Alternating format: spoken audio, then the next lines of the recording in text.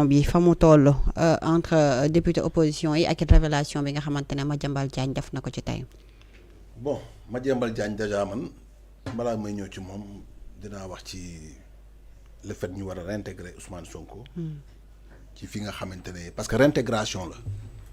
dama bëgg ñu indil ñu ban loi ak ban document la ñu mën a présenter Sénégalais pour wax ne Ousmane Sonko dafa démissionner à l'Assemblée nationale kooku vraiment bëggoon naa ko gis. ñoom nee nañu même avant démission bi. démissionné wul pour choisir la waroon Ousmane Sonko dafa suspendre postam déjà bi mu nekkee primature sax da nga ko daan dégg ci ay discours am na benn jour mu wax ne carrément boobu problème yi amul su ma demee ba gisuma lu ma xam damay delluwaat sama assemblée nationale bi ma jóge woon pourquoi jamono boobu ñoom ñëpp neewoon ñu taxaw ko nekk Ousmane Sonko assemblée mënatoo fa dellu moment bi mu nekkee noonu primature te xam ne réintégré gun te dañ daan dégg ci Ousmane Sonko toujours ci ay discours am mu naan bu ma demee ba gisatuma sama bopp damay dellu assemblée nationale bi ma jóge woon Ousmane Sonko teel na leen wax ne man su ma jógee fii damay dellu assemblée te boobu opposition bi fi nekk waxuñ ci dara dañ noppi te pourtant boobu mënoon nañ saisir conseil constitutionnel nekk attention premier ministre bi dégg nañu kat mu wax déclaration boo xam ne day def intégration dañu bëgg xamal ko ne il a démissionné ci fonction en tant que député. déjà loolu amul. article 54 bii soxla naa vraiment ñu leeral ñu ko ba mu leer ndax fan la ki nga xam ne moo di président kii di député Ousmane Sonko.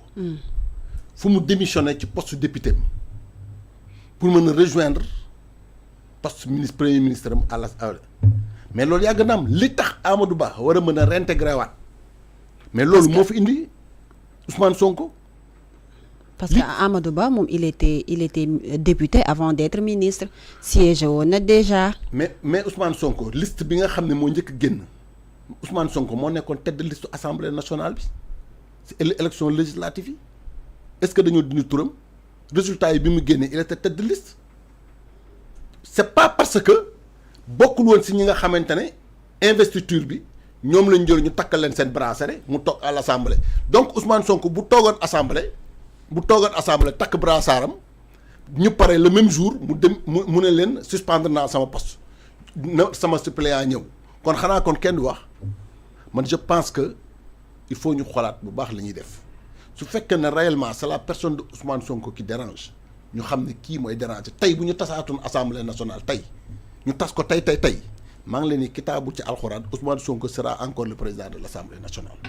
parce que il faut que ñuy accepter la légitimité populaire bi nga xam ne moom le peuple sénégalais yi di tànn problème Afrique yëpp lii moo koy indi mooy nit ñi dañuy choisir seen leader ñu ne diw lañu bëgg ñu ne ko du fi faloo diw moo fi faloo Afrique yëpp lu ko taal loolu la te Sénégal problème boobu moo ñu indi woon ci ay 23 juin jàppal bàyyi man leeroon na man Ousmane Sonko quel que soit le prix bu delloo assemblée il faut coow lu bëri bu génnoon assemblée sax na sama poste député joxe naa ko comme ni mu defoon maire Ziguinchor coow li day continuer nekk ci moom danañ ko utal benn ale bi quant à la personne de Madiambal Diagne man kooku wax dëgg yàlla damay am kersa sax mu wax ma ci dugal samay parce que nit koo xam ne benn c'est le champion du monde de manipulation commencé wul lii ci Ousmane Sonko régime yi fi jaar yëpp Madiambal Diagne menacé te kooku il est dangereux pour le Sénégal Madiambal genre citoyen lañu yoo xamante ne seen objectif lépp mooy fan la ñuy jaar ba Sénégal gi nekk dóom tàkk lekk ma ci ne ci xëpp suuf Madiambal ci loolu la mës di dund ci loolu la mës di nekk loolu la xam Madiambal du nit ku baax et je pèse bien mes mots ay éléments yi muy wax yëpp dara fondé wu ci. donc da nga gëm ni da nga jàpp ni ci manipulation la ne. mais Madiambal doog na fi ne dox naa benn document kii nga xam ne moo di la général Birame Diop loolu gënoon garaaw ba bëgg déstabiliser réew mi dugal fi ay wax yoo xam ne taxawul fenn te li mu wax yëpp c'est faux Madiambal tàmm na loolu c'est un manipulateur te bu doon sagoom Madiambal kenn koy déranger mooy ñii fi nekk parce que dañu xëpp yalwaanam lépp loo xamante ne tey bëggoon na ko amul te moom ñaar moo fi nekk soit da ngay collaborer ak moom wala mu yàq sa ceeb. am ay relation ak ay nit ñu puissant toog fa mu toog di manipuler loolu moo ko daw loo dem France mais li mu wax bu ko ñemoon day toog ci réew mi. d'accord def justice donc comme Madiambal mooy taxaw naan waaw Ousmane Sonko sax même bu dul loolu mais amul droit gisante ak juge. ci jamono ju juge boobu war a bokkee ci ñu koy àtte. mais dama ne quel que soit alpha juge bi c'est un Sénégalais mi ngi biir Sénégal Ousmane Sonko nekk Sénégal ba tey ji Ousmane Sonko c'est le président de l'Assemblée nationale. am na lu xel nanguwul. dafa ndànk rek. xam nga en fait wax ne dëgg la wala du dëgg loolu c'est autre chose. véracité mbir mi loolu faaw ñu vérifier ko mais bu fekkee ni li ni mel am na loolu xel xalaatu ko quand même. dama ne Ousmane Sonko xel amul dara lu koy obligé mu jàkkaarloog juge bi waxtaan ak moom amul dara lu ko war a mën a obligé. ci période bii ñu toog même période bi ñuy xaarandi résultat nañ ma indil rek benn loi wala document buy wax ne Ousmane Sonko en tant que président assemblée nationale amul droit seeti juge bi kooku soxla woon naa ko vraiment parce que man du ma juriste. mais loolu c'est ce qu'on appelle un conflit d'intérêt Ousmane Sonko toppoon nañ ko fii di jaayam suuf. waaw moom en tant que inspecteur des impôts et domaines. waaw moom warul di def loolu su fekkee ne c'est avéré loolu c'est ce qu'on appelle un conflit d'intérêt loolu c'est grave loolu c'est interdit par la loi. mais un juge boo xam ne dafa nekk ci benn dossier moo tax juge gars yi leen xam. mais warul am benn attends damay expliquer rek. damay wax c'est du droit xam nga xam loolu moo tax man damay expliquer c'est pour éclairer la lanterne. un juge boo xam ne dañ ko saisir dans un dossier kooku waratul am contact avec les parties ni de près ni de loin dama ne bu ñu soupçonné sax ne que waa ji dafa am lien par exemple. ñaan ma ko yàq et ça ne se passera jamais mais yow comme yow sama grand mën naa la mais yow mën naa yow ñu nekk un contentieux yaa ngi dégg ñoom ci àttekat bi man ma dégg nekk de juge bi ñuy àtte yow sa nijaay la comme ni nga nekkee sama nijaay nii yaa ngi dégg mën naa demander ñu démettre ko mooy li ma la wax tout à l'heure mooy le terme la récusation dañ koy récuser c'est-à-dire àtte amagul sax de àtte dañ koy te loolu c'est d'office parce que bu àttee avocat bi mën nañ attaquer décision bi parce que cette décision là elle est subjective. mais conseil constitutionnel kan moo compétent pour génne juge boobu. mais dama ne kooku xam nga le problème qui se pose nag mooy c'est là le gros souci xam nga tout à l'heure da nga ne bu ñu àttee donc dana tax suuf donc voilà il faut que c'était une juridiction normale. waaw décision bi ñu jël dañ koy attaquer devant la cour suprême ou bien la cour d'appel wala yu demee noonu en première instance pour des motifs de collation yaa ngi dégg entre moom ak une partie visite boobu décision bu jël dañ koy attaquer mais problème bi mooy conseil constitutionnel. ñoom fan moo compétent pour juger des décisions en premier et en dernier ressort. ñoom bu ñu xasee ba jël dama ne conseil constitutionnel. bu ñu juumee sax laa wax c'est seen décision. loolu la ñuy appliquer dañ koy appliquer. waaw léegi ñu naan seen décision s'applique erga omnes. léegi conseil constitutionnel. dañuy laaj.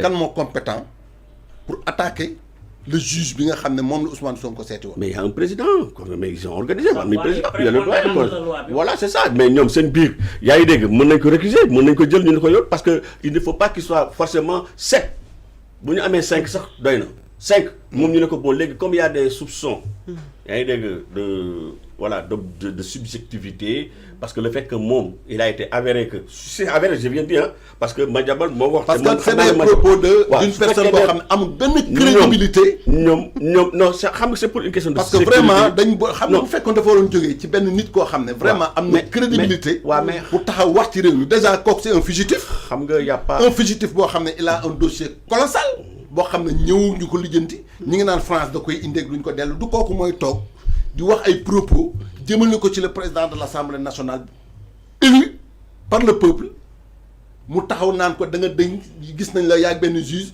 kooku ay waxam c'est infondé parce que mënul sax valable parce que nit la boo xamante ne déjà ay kàddu mënta wér parce que déjà nit la ba nga xamante ne lépp lu muy wax ci état bi tey mooy mu tas mu yàqu. D'accord. Déjà il a un contentieux boo xam ne mënu ko sax régler moom ci boppam mu toog fa leen rek di balancer ay cartes donc kooku man wóor na ma ne quel que soit alpha. ay kàddoom kenn du ko jël en compte. nañu wax ci li nga xam ne mooy factuel si yéen li ngeen déposé ñu yem fa entre parenthèses mais le cas de Madiambal kooku il est incompétent amul kenn compétent pour jël ses propos di ko mettre en valeur wala nga koy jël di ko mettre ci diggante ki nga xam ne le président de l'Assemblée nationale parce que amul crédibilité quoi parce que Ousmane Sonko c'est comme un enfant boo xam ne moo jóg rek bu amagul sa 17 ans taxaw di wax wala 15 ans man Madiambal ñoonu laa koy jàppee toog France nag di sànni say tuteur di wax li la neex bu la neexul sax mu ne suba am na fi lu ñuy organiser loo xamante ne dañu bëgg taal réew mi parce que benn colonel diw wala général diw Madiambal est prêt à tout pour bouger ce pays donc man lu mu wax rek damay jàpp ni sànni ko fële ci cabinet yi. D'accord. ñu jàll kon ci beneen ponk sinon duñu avancer rapidement s'il vous plaît rapidement rek waaw. mais dama bëgg a expliquer li ñu war a comprendre mooy Ousmane Sonko bi muy démissionné ou bien bi muy surseoir peu importe démission wala mu suspendre loolu yëpp c'est du pareil au même maa ngi dégg tout à l'heure sama grand bi mu ne newoon na bu jógee maanaam primature day def Assemblée nationale. Mais dama expliquer que la parole de Ousmane Sonko n'est pas la Bible, n'est pas le Coran. Ñun on est dans un état organisé ay textes moo ñu régir te textes yi nga xam ne moo ñuy régir à l'époque c'était la loi organique numéro 2002-20 du 15 mai 2002 boobu la ñu modifié en 2025 moom bi muy décidé ne que dafay démissionner mu wax ko après président bi ne dafa ñëw pour déposer sa lettre de suspension à l'époque loi bi mu la wax tout à l'heure waxul woon suspension loi bi xam nga lan la wax dafa ne le principe est que le mandat de député est incompatible avec la qualité de membre du gouvernement. Ainsi, lorsqu'un député est nommé ministre ou a une autre fonction publique incompatible, il ne peut conserver simultanément les deux fonctions. Moi, article 54. L'application, à l'époque, moi, loi numéro 2002-20 du 15 mai 2002. À l'époque, on suspend. Le délai de 8 jours est prévu pour permettre à l'intéressé, moi, le Premier ministre, qui est Premier ministre, mu choisir 8 jours lañ ko bay loolu la ñu wax. Soit non moom dafa mais il a choisi parce qu'il n'a jamais démissionné. Ousmane Sonko musul démissionné de son statut de Premier ministre. Déjà ça, le problème se pose avec l'article 54 parce que dès l'instant que Conseil constitutionnel sax am nañ def nañ une faute à mon niveau parce que dès l'instant qu'on l'a déclaré comme député, c'est vrai, il a été élu parce que moo doon tête de liste bi. Mais en ce moment, il était Premier ministre. Donc, il y avait déjà un problème d'incompatibilité. Mon député déjà depuis le début. Donc, on a déclaré, il y a de choisir. Mais donc, on a dit, un jour où investir. Nous avons dit que nous nek. Nous avons dit que l'Assemblée. Madame, le brassard là. Nous avons dernièrement, parce que le brassard, nous avons le principe. À partir de ce moment, nous avons des propositions de loi. Voilà, installation. Mais il n'a jamais été installé. Deuxièmement, même si il est installé. Mais Ousmane Sonko, il continue à être Premier ministre. C'est pas parce que les moyens, mais on donne expédier les affaires courantes. Jusqu'à ce que nous en passation de service, Bimi qui est installé. Bon, nous violer encore l'article 54, incompatibilité. Ousmane qui est installé comme président de l'Assemblée nationale. Il était encore Premier ministre. Parce que moi, donne expédier les formule aurait été que nous démissionner. Mais il faut démissionner. Nous démissionner, nous installer, nous démissionner, réintégrer. Exactement. Et la démission d'outil Aïwak, c'est un acte sous sein privé. Donc, il y a binde. Vous savez, il y a un exemple de Babacar Gueye. Babacar Gueye, manqué de à l'époque. Il y a un problème. C'est pas n'importe qui. Il y a un Abdoulaye Wade. Donc, on relevé au niveau d'Elo. Parce que bon, c'était le chef du cabinet de Abdoulaye Wade. Il est député. Quand il est député après, il est revenu au niveau comme chef de cabinet. Abdoulaye Wade a un problème avec Macky Sall. Ils avaient un problème parce que quand moi que président de l'Assemblée nationale parce que Macky Sall il était en bisbille avec Abdoulaye Wade. Voilà, Abdoulaye Wade néna da ko né ko yow Babacar Gueye da nga ma togn. Mu ne ko mais président man nan la togné? Mu ne ko parce que bo nekkul won fi, bo nekkon assemblée, instant yi ni sunu problème day régler parce que moom moo naroon nekk président assemblée nationale. Mu ne ko mais da ngay dellu dem assemblée mu ne ko mais mënul nekk moi j'ai déjà démissionné parce que député là woon nga woo ma devant toi donc j'étais au niveau du gouvernement mënu ma dellu assemblée c'est pas possible mënul nekk c'est-à-dire da ngay choisir benn wala mënoo nekk à la fois te loolu lan moo mën a nekk mu ne ko lenn rek moo mën a nekk mooy président de la République mu def un projet de loi boo xam ne day permettre moom en tant que il y a le fait que nous avons fait ce au niveau de la présidence de la République, nous avons possibilité d'aller à l'Assemblée nationale. Il fallait un projet de loi. Mais le projet de loi, nous avons une possibilité, nous avons un membre du gouvernement, nous avons député, moi c'est la loi,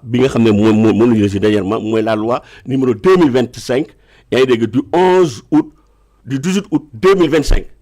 2025, 18 août 2025. C'est en 2025, soit un an après, nous permettre un député, c'est un député qui est en fonction. Un député, mais il est élu. Un député élu et un député en fonction. Mais un député en fonction, comme le cas de Amadouba, le plus simple.